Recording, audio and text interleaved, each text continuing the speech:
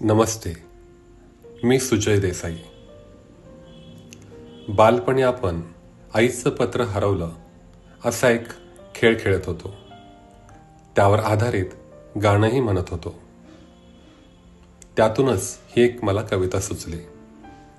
त्या कवितेचं नाव आहे आईचं पत्र. आईचं पत्र हरवलं ते मला सापडलं. आईचं पत्र हरवलं ते मला सापडलं.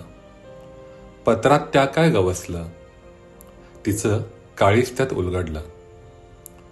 आईचं छत्र ज्यांचं हरवलं, आईचं छत्र ज्यांचं हरवलं, ते कधी कोणा सापडलं, ते कधी कोणा सापडलं. वात्सल्य, त्याग, समर्पण आईचे ते लेकरांना जरूर आवडलं. सरतं वय आणि ते म्हातारपण, ते ना आता कोणा आवडलं, ते ना आता कोणा आवडलं. दुधातून आपल्या अमृत पाजताना आईने आपल्या रक्त आटवलं. वेळ न तिच्याशी बोलायला जिने बोलायला लेकरास शिकवलं. वेळ न तिच्याशी बोलायला आता जिने बोलायला लेकरास शिकवलं.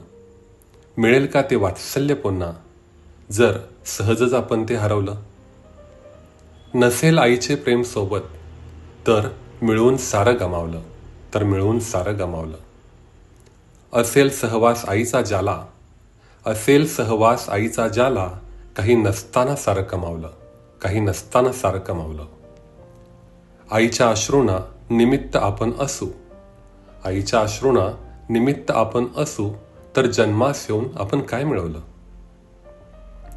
राखते आई, तारते आई, आईचं प्रेम ज्याने जमवलं. राखते आई, तारते आई, आईचं प्रेम ज्याने जमवलं. लेकरांच्या सुंदर स्वप्नांसाठी जिने शरीरासह स्वतःच्या मनासही सहज चुरगाळलं. लेकरांना कधी वाचवण्या संकटापासून प्रसंगी मरणही तिने स्वीकारलं.